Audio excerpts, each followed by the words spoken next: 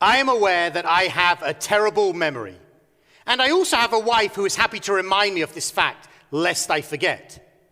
I have that skill of being able to put the car keys somewhere, and within 5 minutes have absolutely zero recollection of where I left them.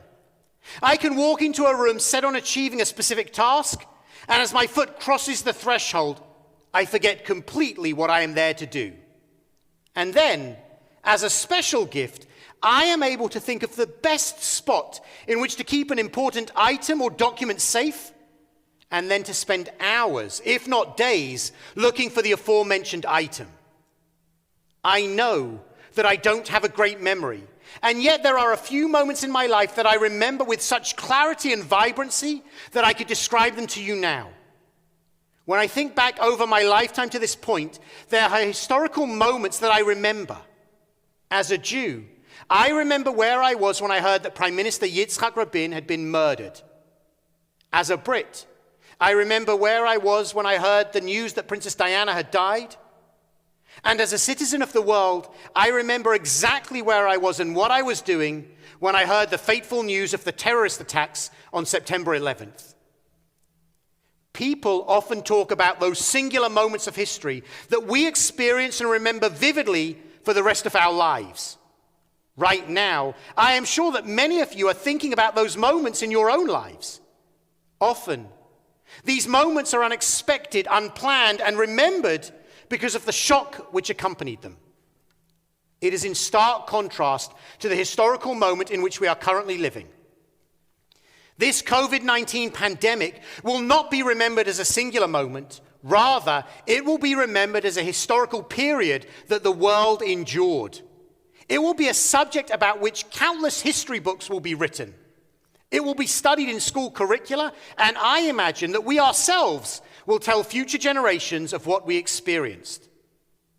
So knowing that this year and all of us will be captured in history books, the question that we need to ask is, what story will we tell? In the final song of the musical Hamilton, President George Washington sings in the aftermath of Hamilton's death. Let me tell you what I wish I'd known when I was young and dreamed of glory. You have no control. Who lives, who dies, who tells your story? President.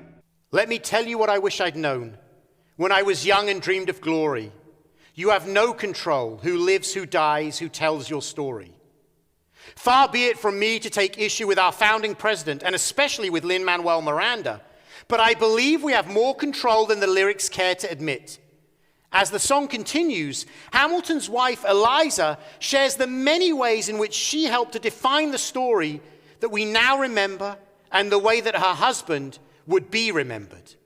In her words, I put myself back in the narrative. I put myself back in the narrative.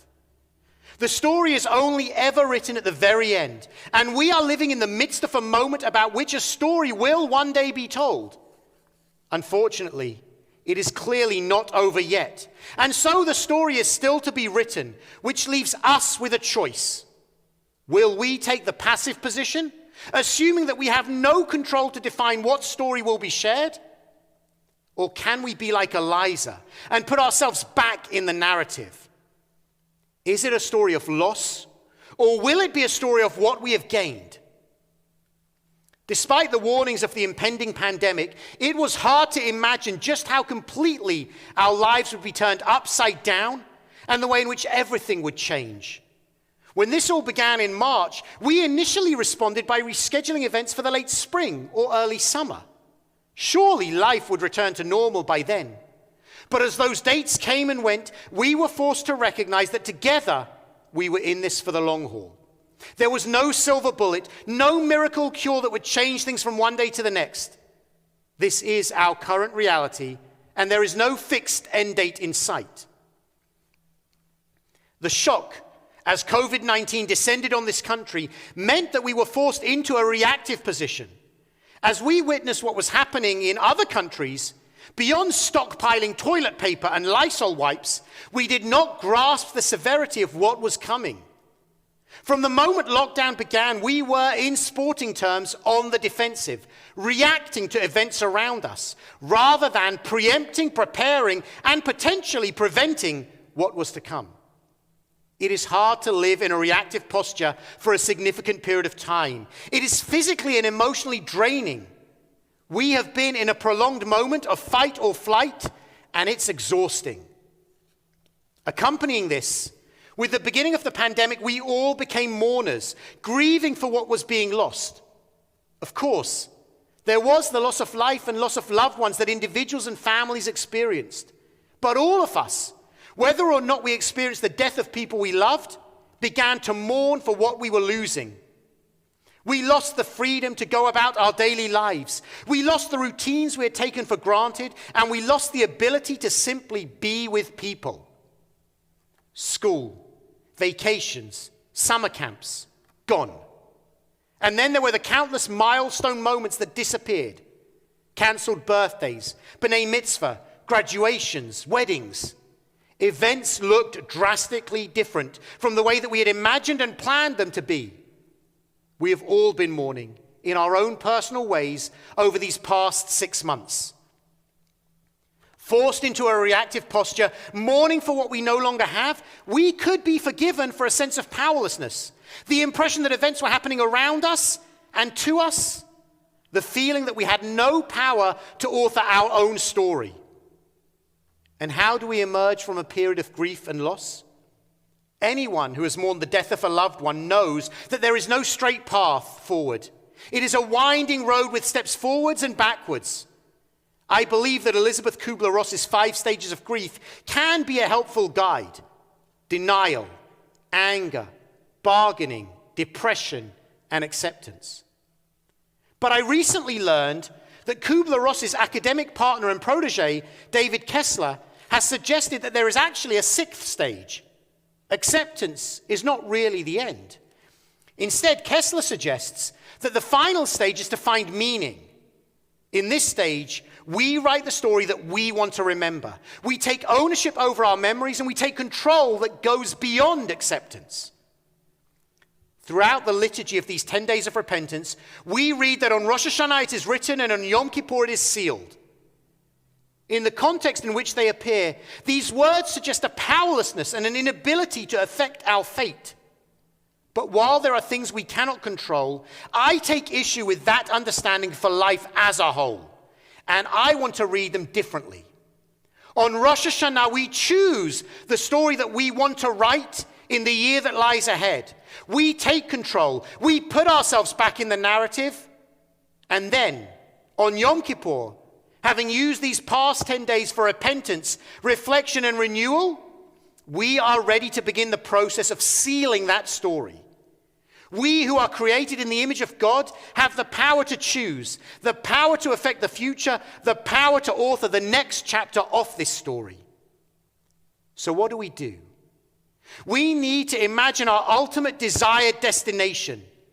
In other words, picture the promised land towards which we are traveling. If we were to sum up the entire Torah, it is about our people's journey to the promised land. But the most important detail is that we never get there in the Torah.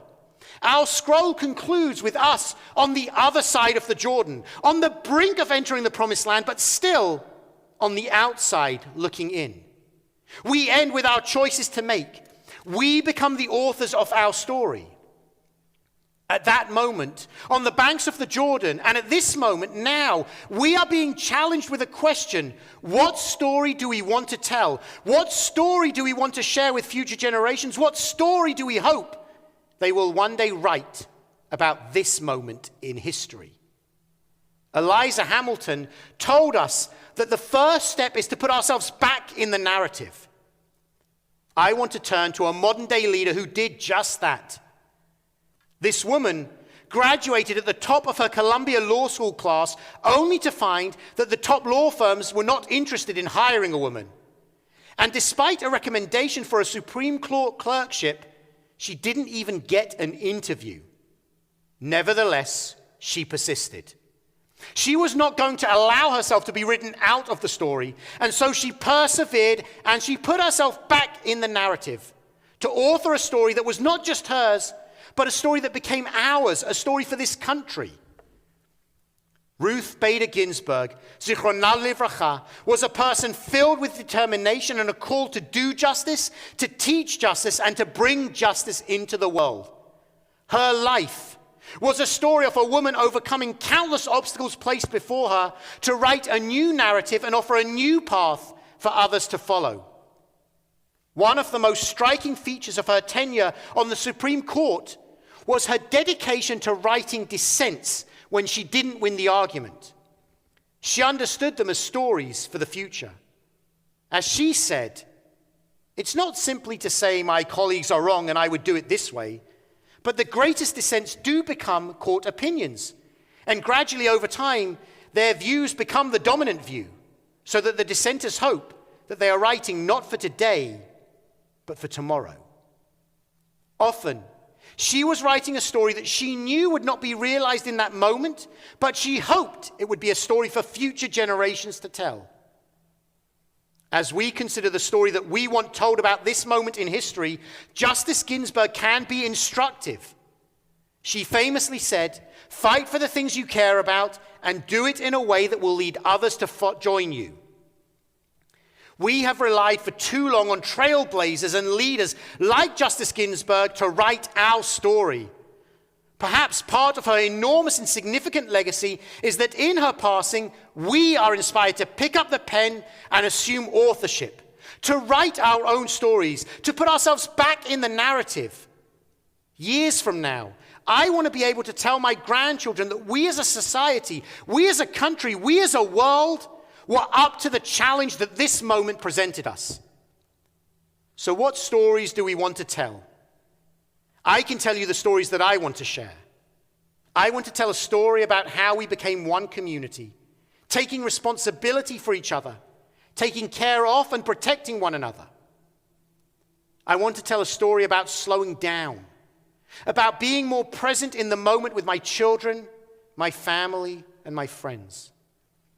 I want to tell a story about empathy and justice, about a country that awoke to the behaviors, institutions, and laws that foster prejudice and division, and collectively stood up to create lasting change. We imagine that history is written by a few great individuals, but the founding document of this great nation begins with "We the people." It is a statement that the story we tell is written by all of us. Everyone has their part to play. Everyone has the power to author the next chapter. But we need to accept that responsibility. We need to rise to the challenge. We need to know what story we want to tell.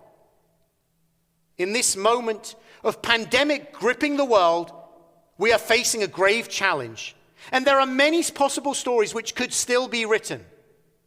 But we have history and stories that previous generations told to give us strength. Winston Churchill famously wrote, "The future is unknowable, but the past should give us hope." We started with a song from Hamilton, so let us end with one. As Hamilton and his friends stand around the table and dream of a world that could be, they sing the following. I may not live to see our glory. I may not live to see our glory. But I will gladly join the fight. But I will gladly join their fight. And when our children tell our story. And when our children tell our story. They'll tell the story of tonight. I may not live to see our glory, but I will gladly join the fight. And when our children tell our story, they'll tell the story of tonight. What is the story that our children will tell about this moment? And how will we have helped to write it? What story do you want to tell?